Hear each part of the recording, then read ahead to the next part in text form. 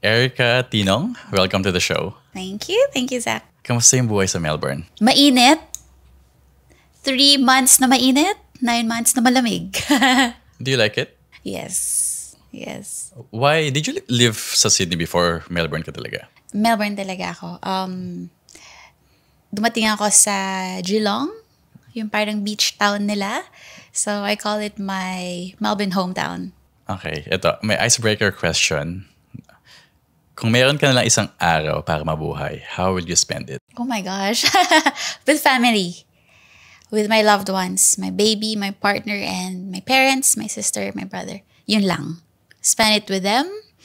And just one full day at the beach with them. Kain, one to sawa. That's how I would want to spend my last day. In Australia or dadali mo sila sa Philippines? Sa Pinas. Sa Pinas. Saang beach? Sa Pinas. Sa Davao Oriental, sa Mati. Taga doon ka ba? Taga doon ako. Right, Doon ako right. pinanganak. Born and raised. Nice. And what would be the last meal? Last meal?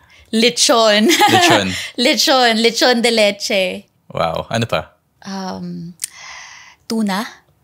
Yung Inihaw na tuna. panga, ganun? Oo. Ah, wow. Kasi yun yung marami sa Davao eh. Pang Blue ano nga yan? marlin, yellowfin. Beach food nga siya, di ba? Laging may tuna. Bakit ka nag-move to Australia? Nag-move ako to Australia. Actually, yung papa ko, siya yung nag-udyok sa akin na, it's been 9-10 years na nagtatrabaho ka dito sa Manila, sa Makati. Parang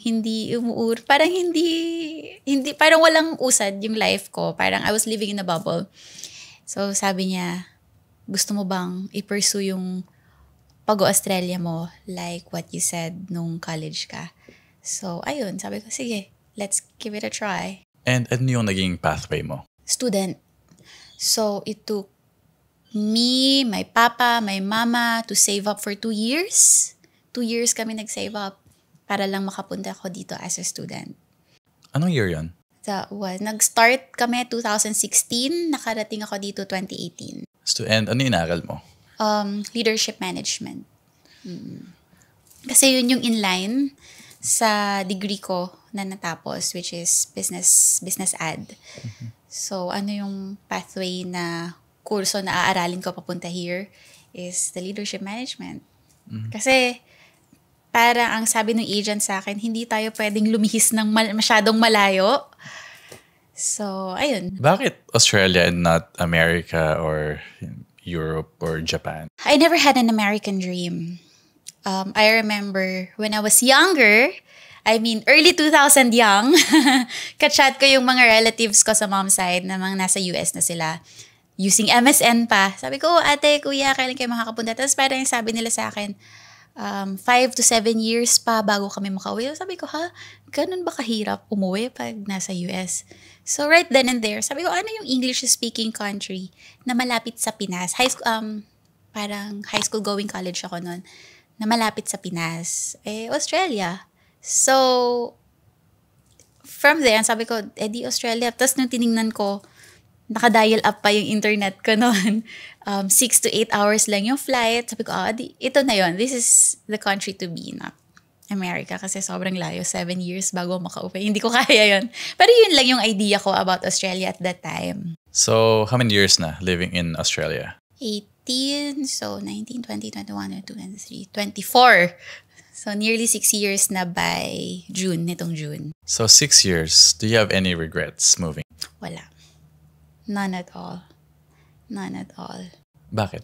Kasi, yung pag-move ko dito, it deconstructed me and reconstructed myself as a person.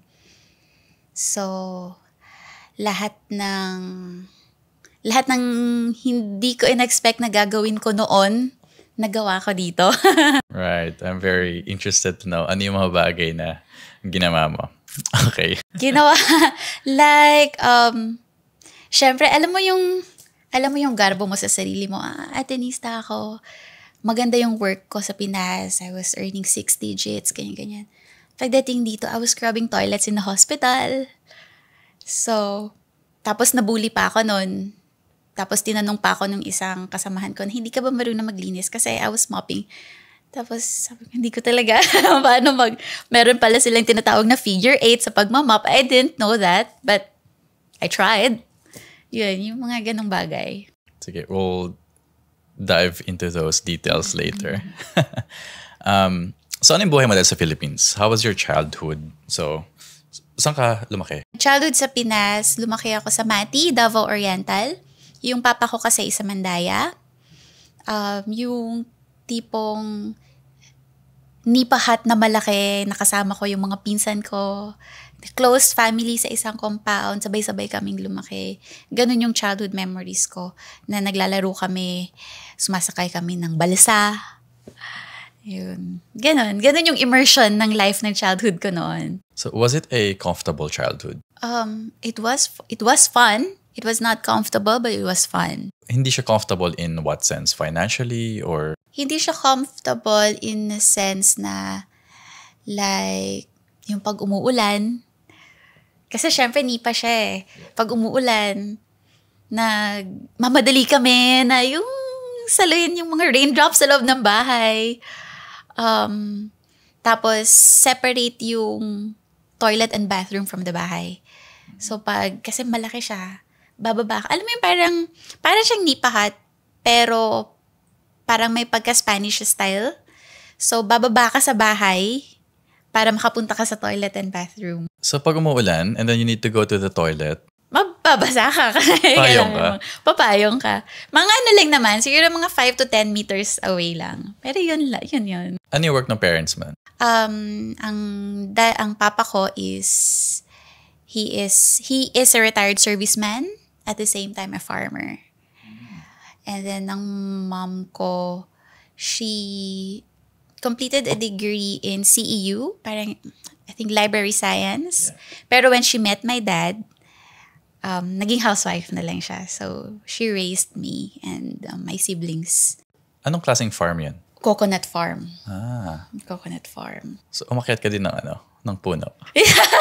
Hindi umabot sa ganong point. Hindi ko kaya. Yeah. Pero naalala ko yung mga tauhan ni Papa dati kapag nangunguha na sila ng coconuts, nilalagay nila dun sa balsa yung meron kaming kalabaw, ang pangalan niya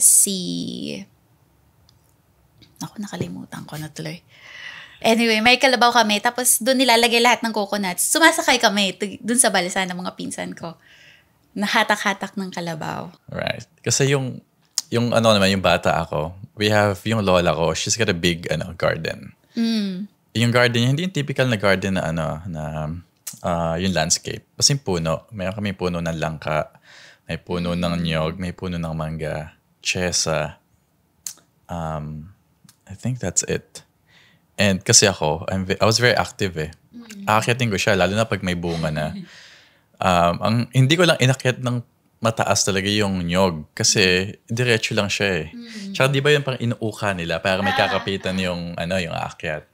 I wasn't brave enough. But yung puno ng mangga, chesa, maraming branch yun eh na pwede mong hawakan. So, ayun, kinaya ko siya. Yung langka, alam ko parang diretso lang din siya eh. But I was a little bit scared dun sa bunga ng langka kasi yung jackfruit, tusok-tusok siya eh. So, ang laki pa. Sabi ko, baka mamaya mahulog to, tumama sa ulo ko. Ganun. But yeah, that's the reason why I ask. I love climbing up trees. So ano yung saan ka graduate nun? Ateneo de Davao. And ano yung course? Business management. And then, after graduation, saan ka nag-work? Lumipat na ako sa Manila noon. Pinalis na ako ng papa ko sa bahay. In a good way. In a good way niya ako pinaalis. Tapos nag-work ako sa Citibank kagad for 2 years. And then, yung client ko sa Citibank, hindi mo naman pwedeng sabihin pinirata ako. But at that time, magsa-separate kasi yung branch. So, sabi niya, you might as well work with me. Not for me, but with me. Eh, syempre, tinanggap ko kasi triple yung sahod ko na in-earn ko sa Citibank. Kaya in-offer niya sa akin. So, yun. And doon ako nagtagal. How many years did you work sa Citibank? 2 years doon. Tapos doon sa nilipatan ko, nearly 7 years. Anong role, position? Kinuha niya ako sa admin. Sa admin management, at the same time, marketing. Sa Manila, Makati? Makati din, oo. It's a pest control distribution company, but not limited to chemicals. Merong insect traps, termite baits, and yung mga products are galing sa Australia. So, parang nagpaparinig na sa akin si Australia nung mga time na yon. Meron bang culture shock nung nag-move ka from the province to Makati? Culture shock? Meron. Kasi iba yung way of living doon. Iba yung group of friends ko doon. Tapos nung lumipat ako sa Makati, iba. Parang, nasa abroad yata ako. Ganun. Did you like yung pagka-busy niya, traffic, yung noise, pollution? Hindi ko masasabing I liked it, but I thrived. Kasi ang lakas ng, parang my dad believed in me, na parang pinipare niya ako on what's to come pag umalis na ako sa bahay. So, ayun. What do you think is the lowest point in your life? Dun sa,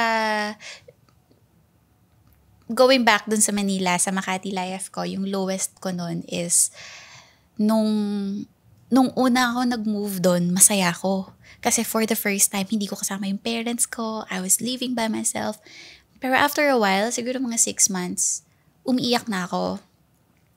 Tapos, tinatawagan ko yung papa ko. Ayaw niyang sagutin yung phone. Sabi ko pa, nahihirapan na ako. Yung uuwi ako, wala akong fresh clothes, wala akong pagkain. Hindi ko na kaya. Tapos sabi lang sa akin ng papa ko, hindi ko pwedeng sagutin yung tawag mo. Kasi kapag narinig ko yung boses mo na umiiyak, pauuwiin kita dito. Walang mangyayari sa'yo. So, text ka lang, kaya mo yan. So, doon ako kumuha ng strength sa sinabi ng papa ko. Na, siguro masakit din sa kanya yon na hindi sagutin not to pick up the phone, pero he needs to be strong para maging strong din ako. So, I think yun yung lowest point ng life ko nung nasa Manila ako. Na sobrang helpless ko na akala ko masaya. Kasi nakakawala ako sa poder ng magulang ko. Bunso ka ba? Panganay. Ilan kayo? 3 kami. Yung sumunod sa akin, 13 years yung gap namin. 13 years. And then yung bunso, ako tsaka yung bunso, 18 years naman yung gap namin. Today, how old are you? Magsa-36 na ako next month. 36 next month. Tapos yung sumunod? 23. Ang layo 23. nga. Inisip ko lang yung how your dad felt. Anong feeling mo nun nung ayaw niyang sagutin yung tawag mo? Akala ko may nagawa akong masama. Akala ko may nagawa akong mali. And siya lang kasi yung takbuhan ko. Iba kasi yung tinatakbo ko sa nanay ko. Iba yung tinatakbo ko sa papa ko. So, yung time na yun, parang gusto ko na lang talagang tumawag at umuwi na. Pero sabi niya no. Ayun, nagpaka-strong siya. Akala ko may nagawa akong mali. Parang something's wrong. Bakit ayaw niyang sagutin? Normally, siya yung tipo ng tatay na, oo, magkalayo kami. Pero, i-text mo ako bago ka matulog. Kahit nasan ka, mag-text ka sa akin bago ka matulog. Kasi, at least ako, makakatulog din ako at peace na, okay siya. Nasa bahay na siya, nakauwi na siya. May binigay ba sa'yo na advice or suggestion yung dad or mom mo nung umalis ka dun sa province niyo? Hindi kasi yung Mati, yun na, born and raised ako sa Mati, pero hanggang high school lang. And then, nag-move kami to Davao City, pagka-college ko. So, kung uuwi man kami sa Mati, baka bakasyon na lang. So, from 16 years old onwards, nasa Davao City na talaga. Parang pinrepare na nila ako nun sa city life. Si mama, wala akong maalalang advice talaga na binigay niya kasi siya yung parang bestie ko eh. Lahat ng problema ko, lahat ng anything siya yung una kong tinatawagan, sinasabihan. Si Papa naman, siya yung prepare kita para pagpunta mo doon, alam mo na gagawin mo.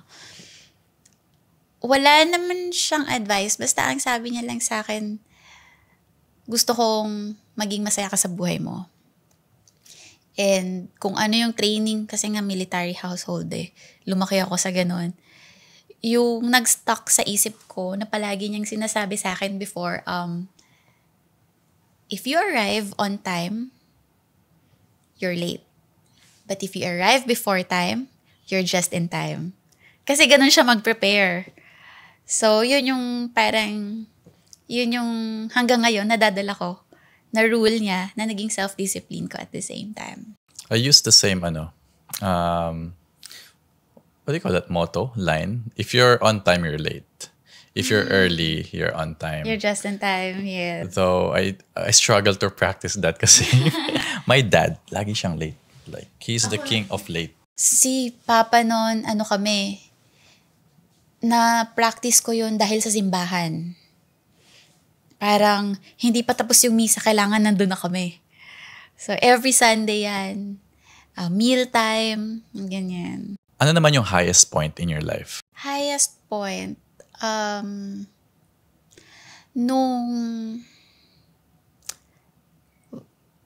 When I broke the news to my dad na I'm carrying a baby, na akala ko magagalit siya, akala ko itatakwil na niya ako because, I wasn't married when I got pregnant.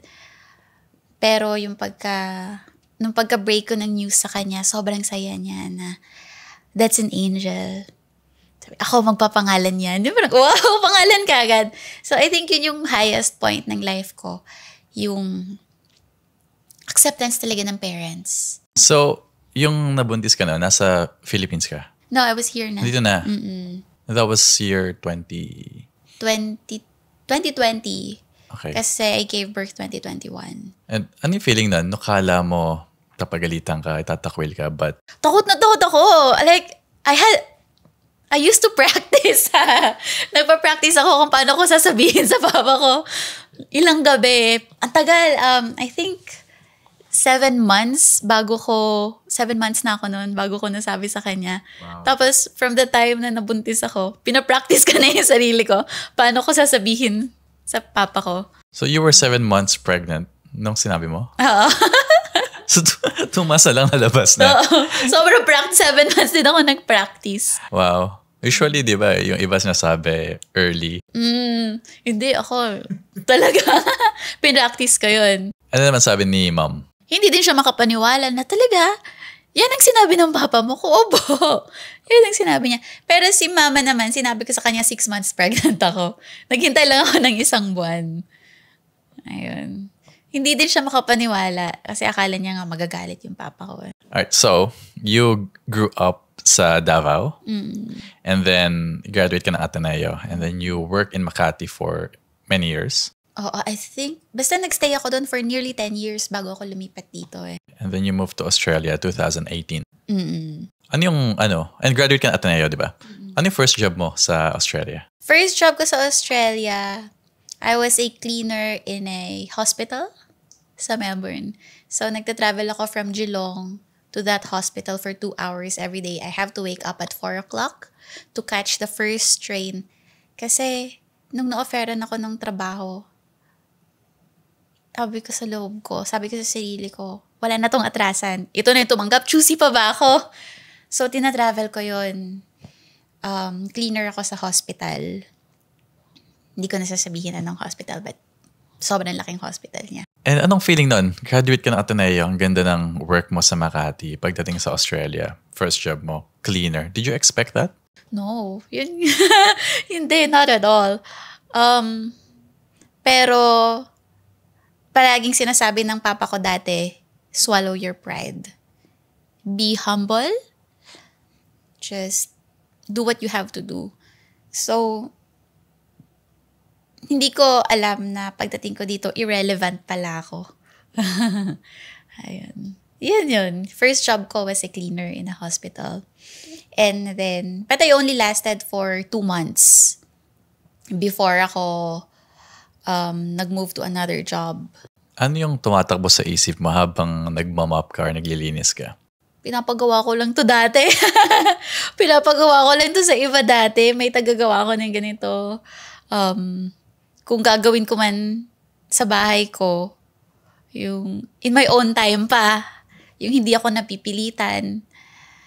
Pero now, nung habang ginagawa ko yun, I was actually getting paid. So sabi ko, sige lang, kaya ko to, wala naman akong kakilala dito. Sumagi ba sa isip mo na sana pala bumalik na lang ako ng Philippines? Hindi. May mga times lang na gusto kong umuwi, makita ko yung family ko. Pero never pumasok sa isip ko na gusto ko nang umuwi. Ayoko na dito, never yon. You mentioned earlier na bully ka sa work. Paano ka na-bully? Nabully ako ng kapwa Pinay. So, si ate cleaner, ayun, bale, kasi nga malaki yung hospital. It was really daunting. Like, pagdating mo doon, parang everything is just a maze. 3 hours pa lang ako noon. Sa shift ha, the first day ko, 3 hours pa lang. Inutusan ako ng team. Sabi niya, Erica, dahil ikaw naman yung naka-shadow, kunin mo yung vacuum at the other end of the wing. Sabi ko, sige. Pagdating ko doon sa cabinet, paglabas ko sa cabinet, sabi ko, shit, asan na nga ba ako? May ganon, may ganyan, may pagganito, may elevator. Sabi ko, nako, nawala na ako. So, binalik ko yung vacuum, bumaba ako sa basement. Sabi ko dun sa supervisor ko, kasi lahat ng cleaner team may radio. Sabi ko, paki-radio nung team ko, tapos sabihin mo, mag-stay put kung nasan sila para mapuntahan ko sila.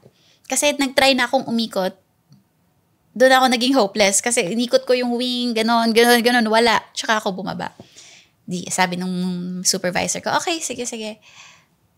Pag-akyat ko doon, si ate cleaner, nagpa-meeting na. I think 2 teams, nakabilog sila.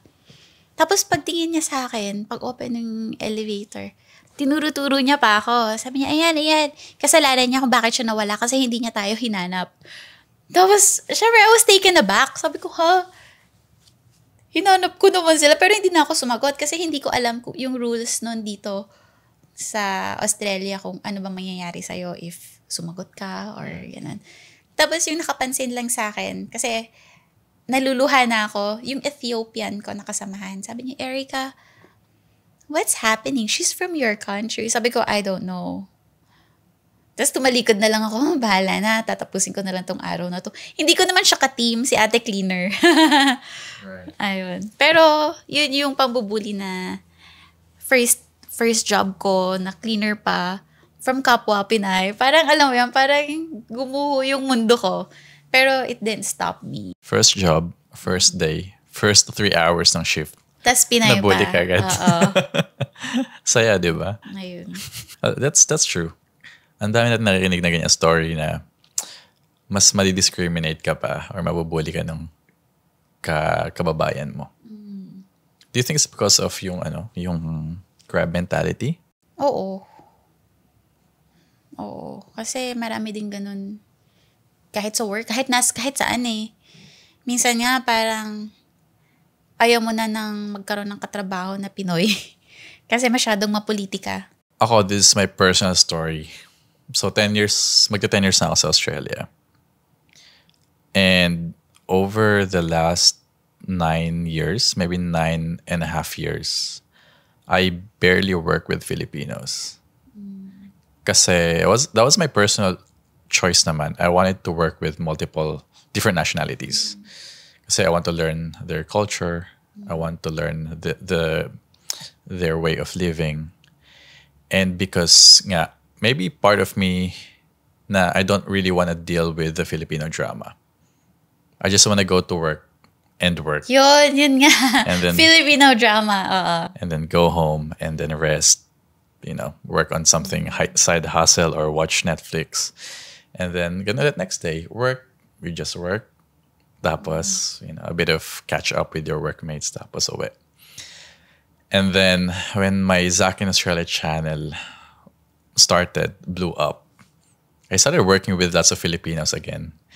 And then, sometimes naisip ko, dealing with them, I'm like, this is the reason why I tried to avoid working with Filipinos. Kasi nga, I just want to work, just get the work done. But ang daming mga side comments, gossips na papaisip ka, is that really necessary?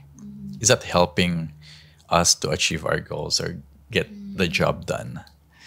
So, minsan natatawa na lang ako, okay, sige, I'm back to working with more Filipinos. I just need to learn how to deal with them again. Kasi 9 years eh.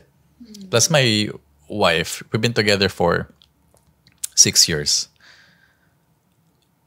Aussie siya, Aussie family. So, they're very different. So, iba. Nakakapanibago ulit. But that's my my personal story. So ngayon, ikaw ay isang nanay and you have how old is your firstborn? 2.5. 2.5. And you're currently 7 months. Yes. Yeah. Na hindi pa natin alam yung Hindi. Ayaw niyang ipaalam. So, which is very surprising. Pero sabi ko naman, if it's a girl, okay lang. I have one of each. If it's a boy, then my firstborn has a best friend. Ano yung gusto mo? Boy or girl? Dati gusto ko ng girl, pero ngayon with my son, parang gusto ko na ng boy para may kalaro siya. Really? Usually, di ba, may boy na ako, I want a girl. Ganun dati. Pero ngayon yung lumalaki na siya, yung nagkakaroon na kami ng mas iba na yung relationship namin. Parang mas gusto ko din na meron siyang best friend apart from me. Kaya sabi ko, sana boy. Pero bahala na. Kung girl man, kung ano man yung gamit ng firstborn ko, yun pa rin naman yung gagamitin niya ngayon. May mga names ka na naisip? Meron na. Surprise! Ano yung challenging experience mo sa pagiging ina dito sa Australia? Yung challenging is ito na. Ang dami. Wala kasi kaming kamag-anak. Wala akong kamag-anak dito. Yung partner ko wala rin kamag-anak dito. Minsan, may mga times na nagka-postpartum depression ako. May mga times na pag umiiyak yung baby, iiyak na lang din ako. Tapos, syempre, kailangan ko yung mama ko, kailangan ko yung nanay ko.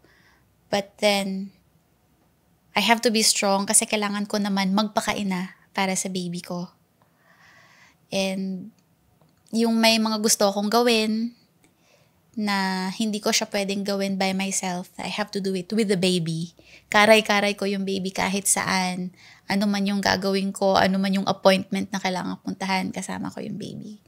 So, I think yun yung isa sa pinaka-challenging. I was, parang fight or flight. May dumating ba na point na naisip mo, sana pala hindi mo na ako nag-baby? Meron. Lalo na when it comes to work and career. Pero, sabi ng partner ko, kung hindi ngayon, kailan? Hindi na kami bumabata. So, we just have to grow up with them. Ako, I have a 10-month-old son. And sometimes, naiisip ko, because I'm highly career and business driven. Yung anak namin, napaaga siya. So, it's planned, but dumating siya ng maaga. So, yeah. And we have like travel plans, business plans before we actually wanted to have a baby. But napaaga siya. So, there are days na I just want to focus on work, but umiiyak yung anak ko. So, I have to be there. Or kahit simpleng change of nappies. But if I'm wired in kasi sa work, as much as possible, I cannot be distracted. But because you have to do that as a dad, parang minsan nahihirapan ako na that subtle change dun sa flow of work. Nahihirapan ako bumalik dun sa work pagka na-disturb ng konti. But most of my best friends kasi they're a lot older than me. They have 3 kids, 4 kids, ganun. And we were in the same boat before na we're all career-driven. And sabi ko sa kanila, how did you guys handle it? Sabi nila na their businesses, their career actually became a lot better nung nagkaroon sila ng anak.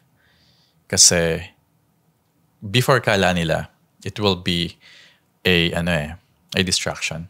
It will stop them from achieving higher goals. Pero sabi nila, the opposite happened. Kasi before, you were just thinking about yourself. But now, may extra kang motivation looking at their children na it added fuel dun sa fire nila, sa burning desire to achieve higher goals. And ako, I personally experienced that. Sabi ko, nga no. Kasi before, parang sarili ko lang iniisip ko, yung may family ko, parents, sister. But iba pala pag may sarili ka ng anak. Yung drive mo to become a better person, to be more successful, iba. Kasi iba yung anak eh. Parang... Hindi ka nila pinili. Yeah. Pero pwede mong piliin yung sarili mo kung paano ka magiging magulang for them. Yeah.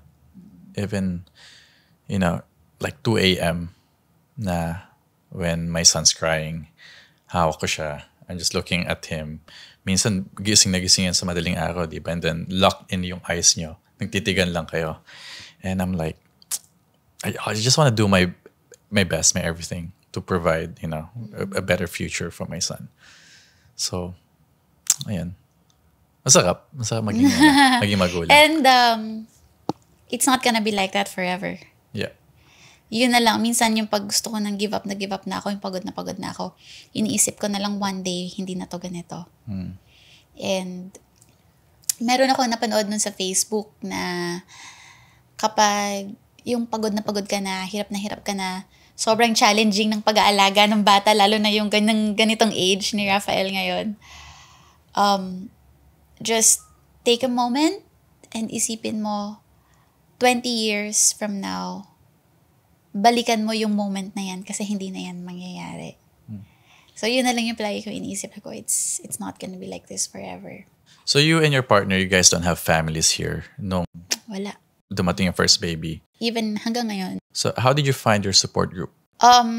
Yung support group ko was yung mga Aussie colleagues ko sa work.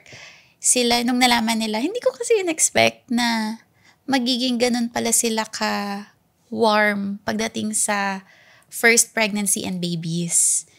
So, sila yung tumulong sa akin na halos lahat ng laman ng nursery ko galing sa kanila. Donation nila lahat. Tapos, sila din, yung Aussie colleagues ko na yon, sila din yung nandyan sa tabi ko during my active labor. Tapos, one of them has a chadeng. She has a new chadeng. 5 minutes yung contractions ko. Doon niya ako pinasakay. Sabi niya, yahatid na kita sa ospital. And the hospital was 1 hour away kasi from my place. Tapos, ang ginawa namin, pinakonvoy niya yung partner ko. Kasi naka-youth eh. So, medyo matagtag. Sabi niya, dito ka na sa akin. Ako magdadrive sa'yo. Hahatid na kita. 5 minutes contraction. 1 hour hanggang sa ospital. Hanggang sa pag-uwi namin sa bahay. Andyan sila, sumalubong, may flowers. Parang sila na nga talaga yung family ko. May mga Pinoy din, mga Pinoy colleagues and friends na overwhelming din yung support, na sobrang inulan ako ng blessings na hindi ko in-expect na magiging ganun. And then, may nakilala akong Filipino family, hindi ko sila kakilala talaga. Bigla na lang sumulpot. And hanggang ngayon, tinutulungan nila ako kay Rafael. 6 months pa lang si Rafael, sila na yung tumutulong sa akin mag-alaga. And sobrang thankful ko kasi mahal na mahal nila yung anak ko. And family sila, family sila. Hindi siya yung isang tao lang. So lahat sila sa family. Parang apo na nga nila si Rafael eh. So laking family dito to help you. When you need to work, saan man iiwan si baby? Ayun, sinaswallow ko pa rin yung pride ko na mag-text sa mga kakilala, mga kaibigan, na makiusap na iwanan ko yung anak ko sa kanila. Siyempre nakakahiya, hindi matatanggal yun. Pero, siyempre kailangan ko rin piliin kung kanino ako makikiusap. Kasi every time I leave my baby, I leave a part of my heart with them. So, ayun. Ano na lang, siyempre may mga times na tumatanggi din sila, ganyan, but no hurt feelings kasi ako naman yung nakiusap eh. And ayun, syempre iiwanan ko yung baby ko para makapag-work ako. So, dapat nga hindi eh. Dapat nga priority baby eh. Yeah. Kaya, sabi ko, sige lang, it's okay. If they can refuse, they have the right to refuse. Hindi naman nila kami kaano-ano. But, ayun, tapos, syempre, magsi-self-pity ka. Pero no, sige, hanap pa, try pa tayo. And then the next day, and then the next day again. But have you tried yung mga nanny, babysitters? Ayun nga, yung Filipino family na tumulong sa akin. So, nung nakilala ko sila, hindi na ako nahirapan pa na makiusap kung kanino ko iwanan yung baby kasi automatic andun na sila eh. Paano yung setup nyo ni partner? Pagka inaalagaan nyo si baby? 50-50? Is it more ikaw? Paano yung roster nyo? Walang kasi very supportive siya sa akin. Sobrang magiliw niya sa baby. So, since yung trabaho niya Monday to Friday, regular business time, pag-uwi niya sa bahay, siya pa yung nagluluto. Siya talaga. Kasi malakas din siyang kumain eh. So, at least, sobrang laki ng tanggal ng responsibility sa akin noon yung pagluluto. So, pag-uwi sa bahay, siya magluluto. Tapos, mag-aalaga siya ng baby. Ako naman, tsaka lang ako makakakilos. Makakaligo, or ano man yung kailangan kong gawin. And then, siya na rin yung nagpapatulog. Tapos, minsan, pag ginigising ko siya sa madaling araw, yung talagang may sakit ako or pagod ako, gisingin ko siya sa madaling araw, hindi mo siya marinig na mag-complain na bakit ako na naman, may trabaho pa ako. Wala siyang ganon.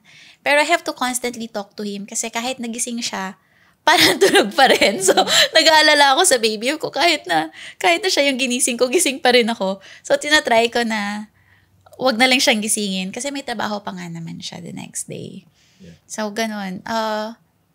Hindi ko alam paano kami nakatagal hanggang ngayon na ganon yung talagang sharing lang, walang bilangan. Nung bang, ako na nga na ganito, ako na na ganyan. Wala. Just, pag humingi ako ng tulong, andyan siya. Pag siya naman yung nangangailangan, andyan din ako. I can relate. Lalo na pag madaling araw. Oo. Na alam ko na nag-work ako, work hard during the day. Na we really need that rest. But I understand na yung wife ko kailangan niya din ng pahinga. Minsan, pag umiyak yung baby, ako na yung sisikuhin niya na, ay, ikaw naman. Sometimes I feel like, no, I deserve more sleep kasi I worked hard. Pero, hindi mo maiwasan yun eh. Yung magbilangan sa isip na, parang, bakit ako? Ganun. Na I need rest. But, ako, ginagawa ko, pag ako na yung siniko niya, I deep breath, and then, tayo na ako. Na I don't say any word. Sabi, okay, yeah, go back to sleep. I look after him. And ako naman kasi noon, 8 months ako nag-breastfeed. So, talagang chinaga ako na 3 a.m. magising for 8 months. Yeah, same. Same with my wife. Kaya, yun yung sinasabi ko na kapag ginising ko din yung partner ko, gising din ako. Kasi kailangan ko siyang kausapin. Kasi parang nga siya, gising siya pero tulog.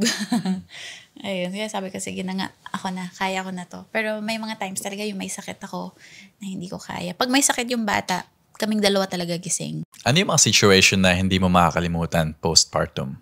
Nung nanganak ako, yung anesthesiologist ko, he fairly charged me with the price. Alam mo naman dito sa Australia. Kaya lang, yung time na yun, weekend ako nanganak. So, alam mo dito, pag weekend, nag-iiba din yung rates. And yung time na yun, sobrang financially unstable kami. So, sabi ko, sige, kakapalan ko na yung mukha ko. I wrote to the doctor. Hindi siya Pinoy. I wrote to the doctor. I told him na I wasn't trying to avoid my responsibilities. Baka pwede mong lower yung fees kahit konti. Lalo na yung weekend na chinarge sa akin. Kasi hindi ko naman piniling manganak ng weekend. And to my surprise, biglang tumawag yung secretary sa akin. Sabi niya na kukunin nila kung ano yung kaya nilang maklaim sa insurance. Pero yung out of pocket, I don't need to worry anything about it anymore. So, pro bono na yon. And then, yung GP ko from Shepparton, na Filipino naman, on several occasions, almost all of my antenatal appointments, he did not charge me. So, ayun yung mga postpartum na mga nangyari na hindi ko talaga makakalimutan. Kasi hindi ko in-expect na meron pa palang mga doktor na nagpapakadoktor na hindi lahat about money. That's good. Meron pa yung mga doctor na prioritize being a doctor, prioritizing the patients over billing. Hindi ko alam na may nag-exist pa palang gano'n. And how did that make you feel? Nung sinabi niya na, okay, I'm not gonna charge you this amount. Gusto kong ibalik. I want to pay back. Pero, hindi ko alam kung paano. Bale, yung nangyari na lang is, nagpadala ako ng flowers din sa doctor. And then, meron akong friend na nagsabi sa akin before, si Sir Chunchi Soler, sabi niya sa akin na you can always pay back by doing a good deed to others as well. Not the exact words, but that's what he meant. So, alam mo din yung saying na kung ano yung ginawa mo, ay ano yung ginawa sa'yo or ano yung binigay sa'yo ng universe, pwede mo yung ibalik in a different way na wala kang masasaktan, wala kang masasagasaang tao, maibabalik mo lang siya in a good way. Paying it forward. So, yun lang. So you had a postpartum depression and many other things. Today na 2.5 years old na yung anak mo. Do you still have everyday struggles? Meron pa rin. Lalo na gaya nung sinabi ko na I have to do everything with him. Lalo na kung wala siyang daycare. Kung may appointment ako, kailangan ko siyang kasama. Minsan pinatawag ako sa work na, oh Erica, you really need to be here. Kailangan natin matapos yung report. Tapos sasabihin ko dun sa boss ko, but I have no daycare. Is it okay? Nakasama ko yung anak ko. Pinapayagan naman nila ako. So nagsiset up na lang ako sa loob ng office ng play area niya. Tapos, nakakatuwa kasi yung mga executive, yung boss, si Silip, sasabihin, ito, meron akong puzzle dito para sa kanya. Meron akong food dito para sa kanya. Ayun, so, thankful naman ako na hindi nila ako dinidiscriminate sa ganon. I think that's one really good thing about Australia is family. They're very warm, especially with kids. Now they understand how to be a parent.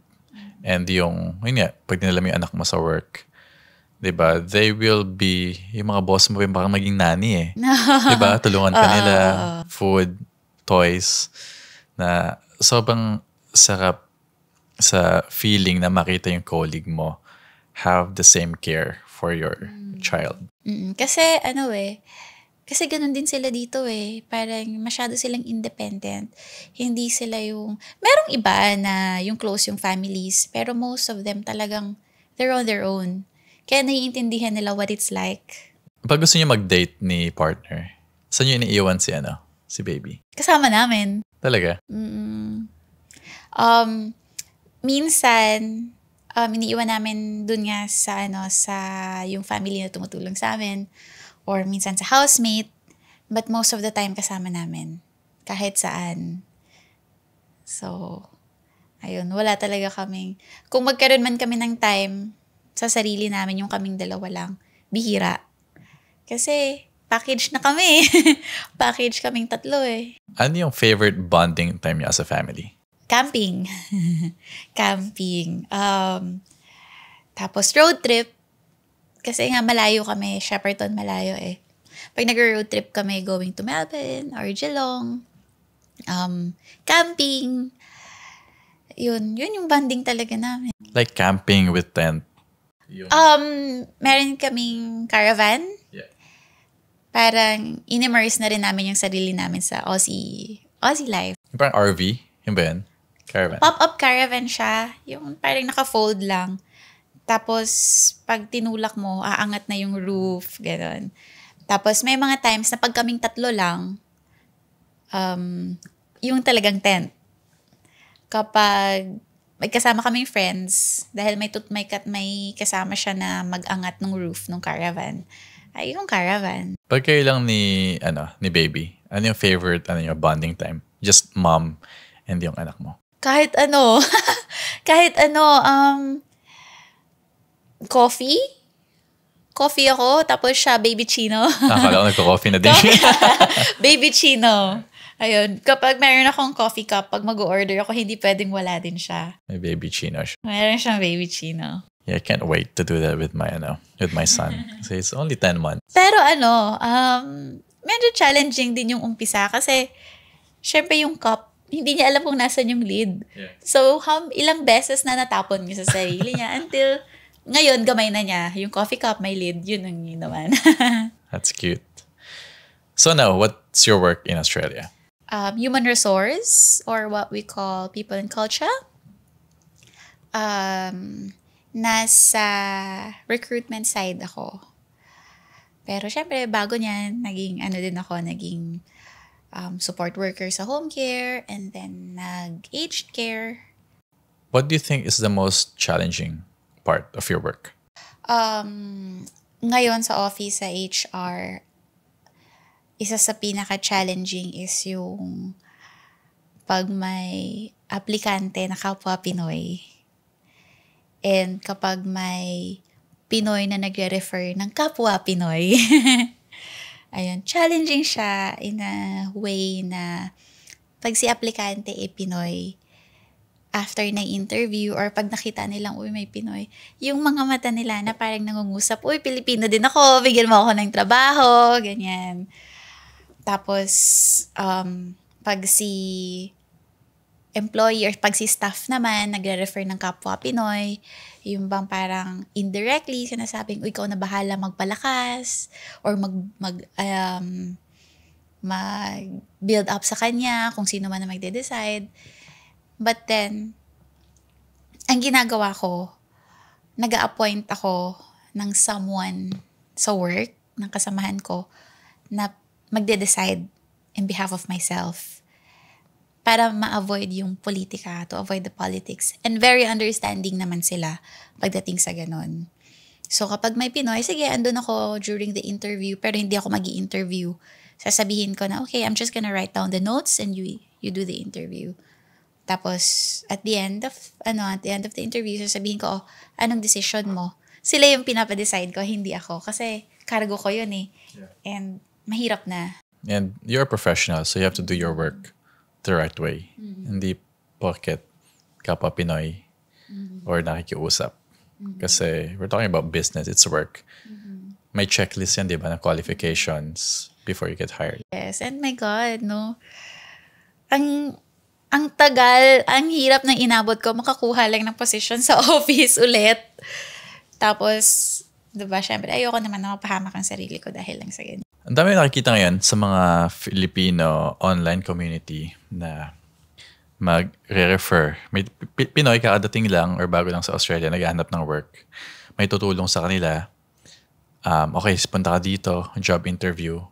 Tapos, hindi susulpot. O kaya, nakapasok pero yung work nila hindi nila masyadong siniseryoso.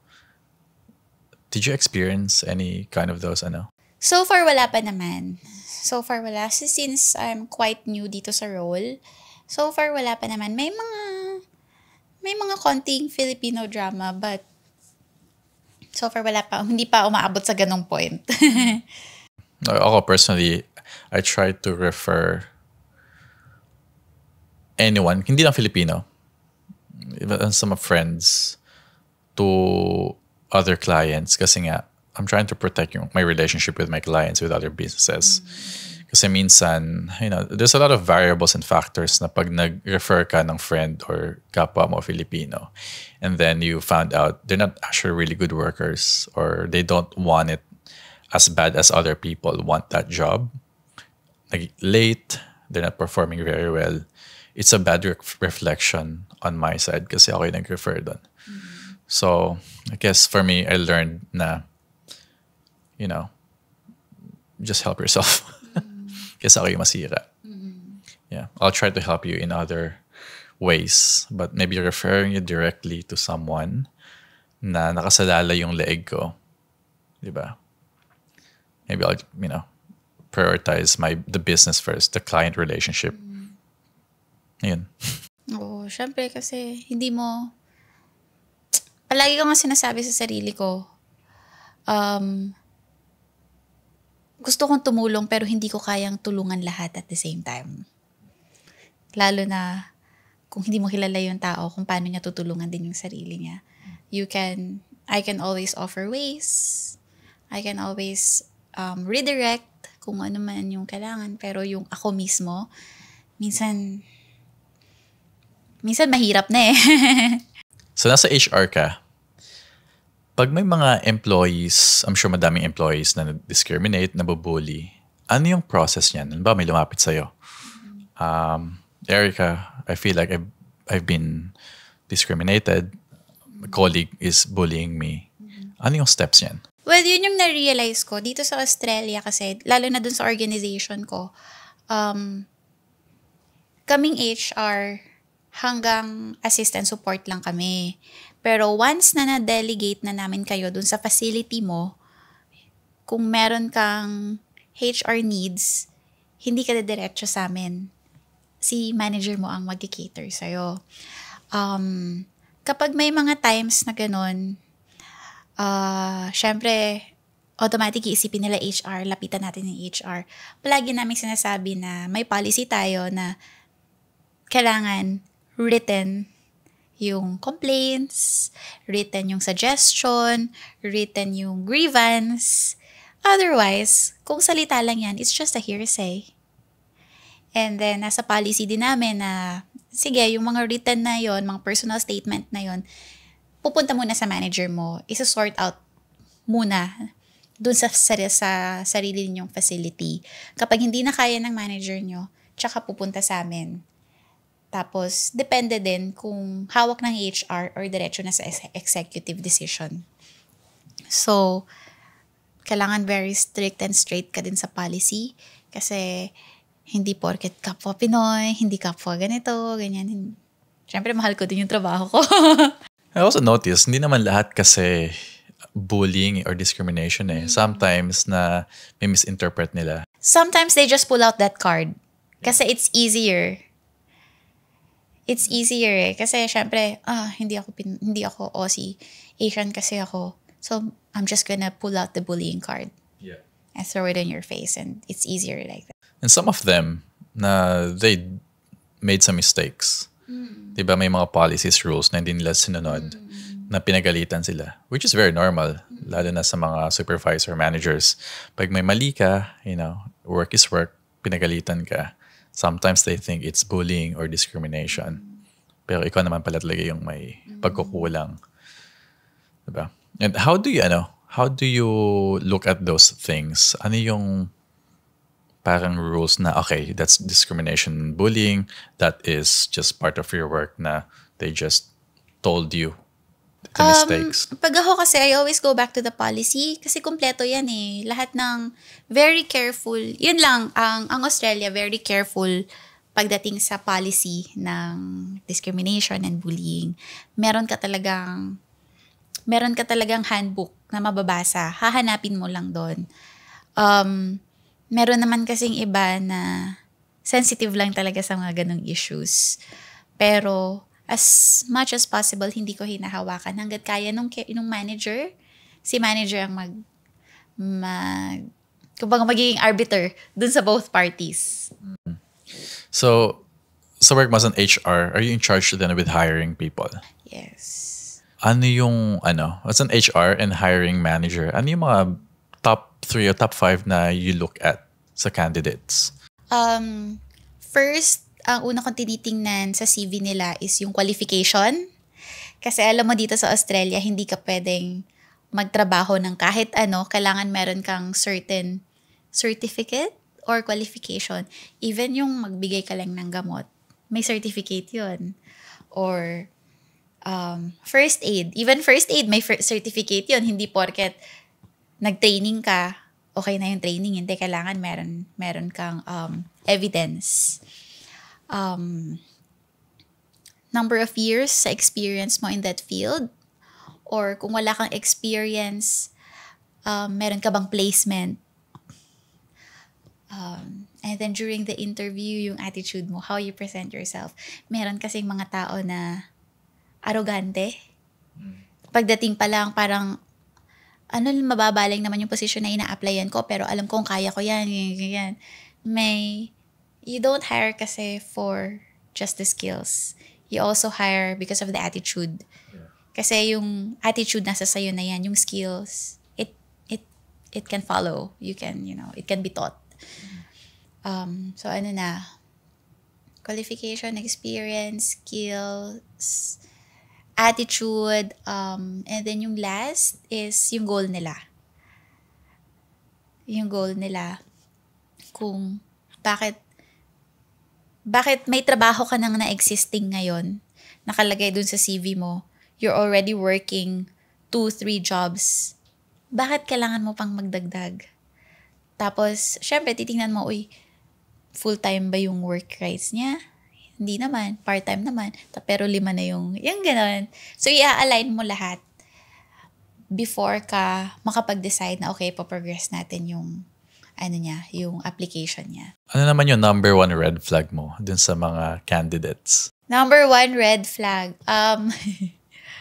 yung irrelevant yung CV nila sa ina-applyan nilang trabaho.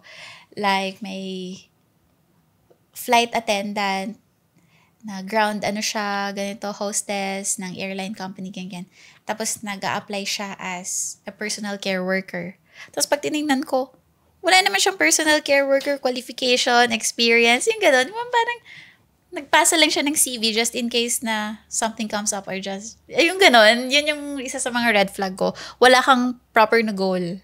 Usually, yun yung mga nasabihan na, alam mo, malaki yung kita sa ganito. Oo. Submit ka ng CV mo, malay mo, di ba? Malay mo. Yun yung red flag ka talaga. Pero hindi lang yun. Meron ding iba,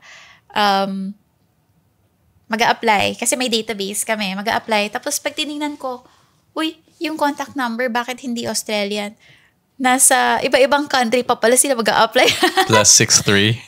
Philippines pala. Oo. Tapos, makikita mo lang, wala pala sila dito. Tapos maya-maya, pag in-email mo, mag-reply sa'yo, willing ako mag-abroad, yung hihingi ng sponsorship, ganyan. Unfortunately, we don't offer that sa organization. Dami ganun nangangarap, sumusubok. So, hindi ko naman, I can't blame them. Ano yung advice mo sa mga nakikipagsapalaran dito sa Australia? At the same time, nag-raise ng baby. Every day is not the same. There will be good days and there will be bad days. Pero it's your family. And you're not gonna be in the same position forever. So, just try hard, don't give up, and keep going. Kung pagod ka na, if you feel like you're giving up, edi umiyak ka. Ilabas mo. I mean, the more you hold your emotions, the more na bumibigat yung sa loobin mo. But if you cry it out, let it go, and then move on, tomorrow's another day.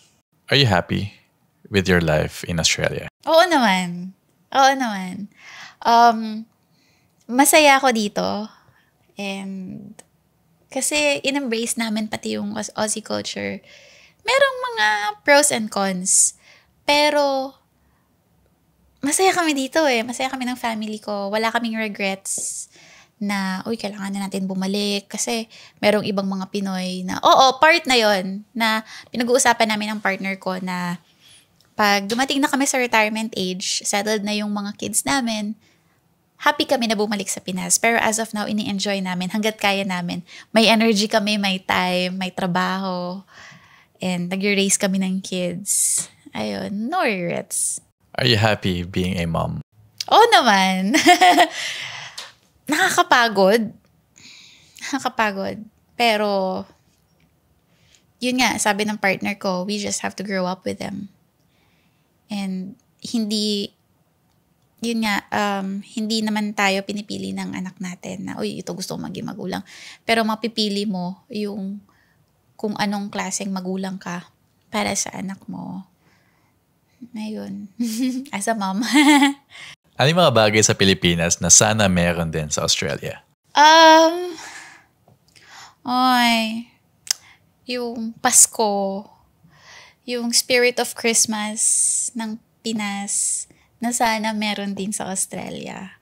Yun talaga. Iba talaga, no? Iba talaga. Iba yung spirit of Christmas doon, dito. May significance lahat. Yung caroling, yung Christmas tree, yung Christmas lights, yung pamimigay ng regalo, lahat yan may significance. Dito wala.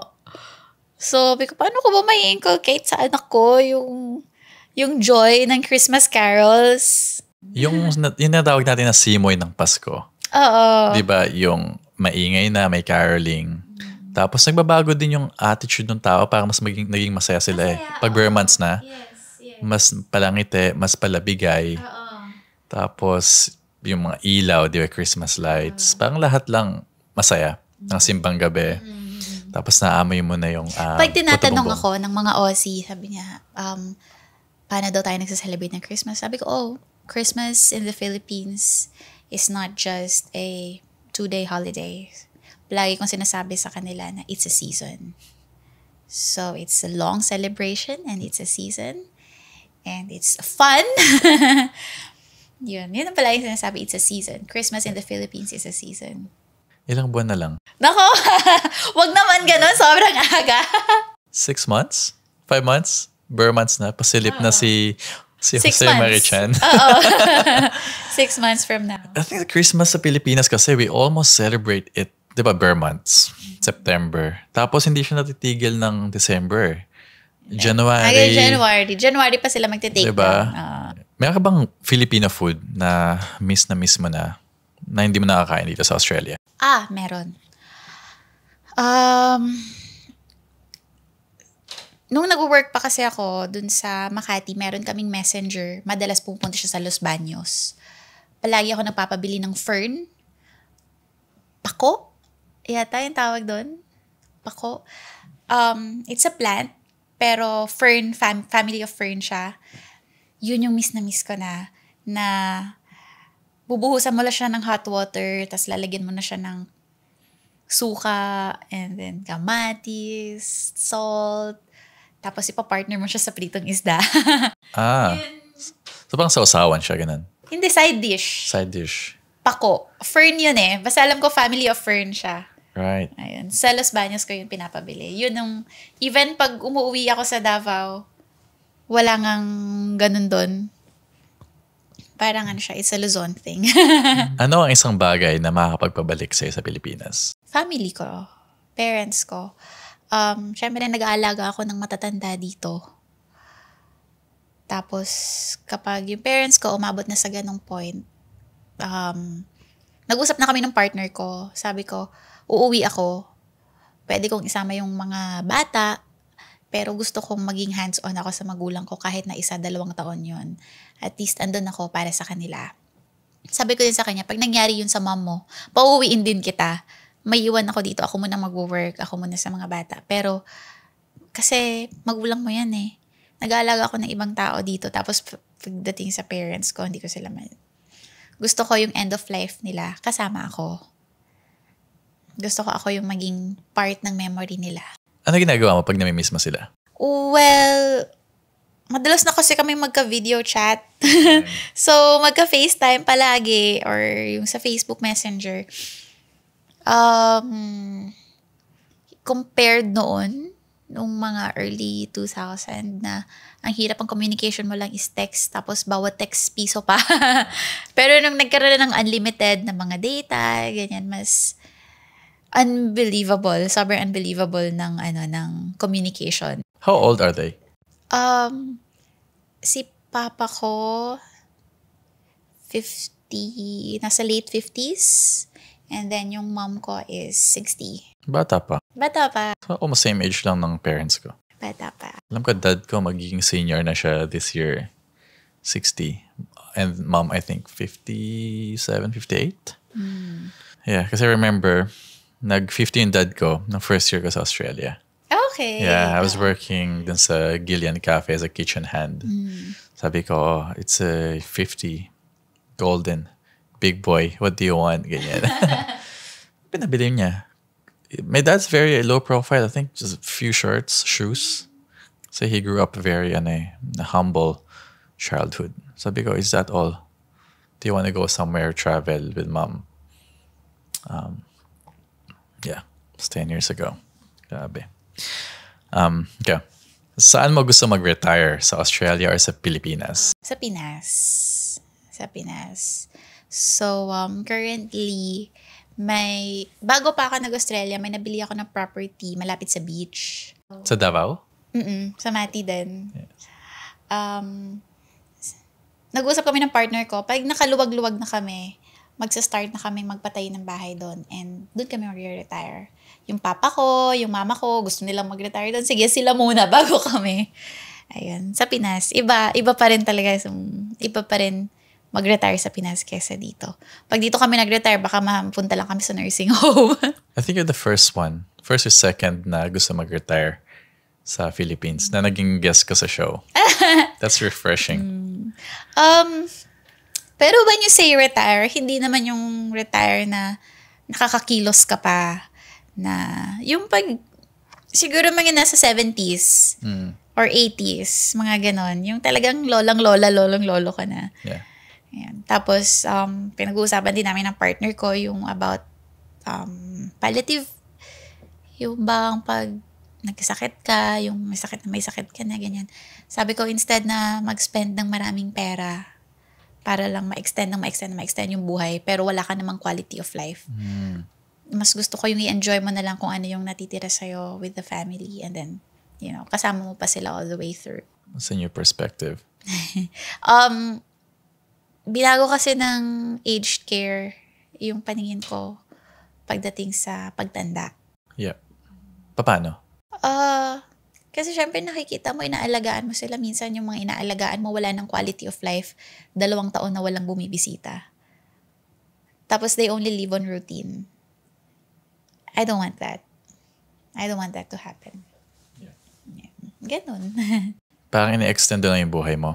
Extend na lang na extend. May sakit, extend, opera, ganyan. But parang there's really no point of extending it kung your family already forgot about you. Meron pang iba, makikita mo dun sa homes na pag pumasok ka sa isang kwarto, alam mo na wala siyang ibang family. Kasi wala siyang gamit. Pagpasok mo, bare, cabinet, may damit lang, ganyan. May 1, 2 sapatos. Pagbukas mo ng fridge, tubig lang yung nakalagay or kung ano man yung galing sa kusina namin. Tapos pag tinignan mo yung profile niya, wala na siyang asawa, wala silang anak. Bugtong anak din siya, wala siyang kapatid. So ang nagde-decide sa kanya is yung neighbor, yung state, parang yung inallocate ng state na mag-decide para sa'yo. Ganon. Pero pag pumasok ka sa kabilang room, ang daming flowers, ang daming gamit, yun, may mga extended family yun. Pero syempre dito dahil wala naman akong kamag-anak, baka pag tumanda ako, maging kagaya ako nung isa, ayoko. You were the first one who exposed yung ganyang buhay sa aged care. Diba?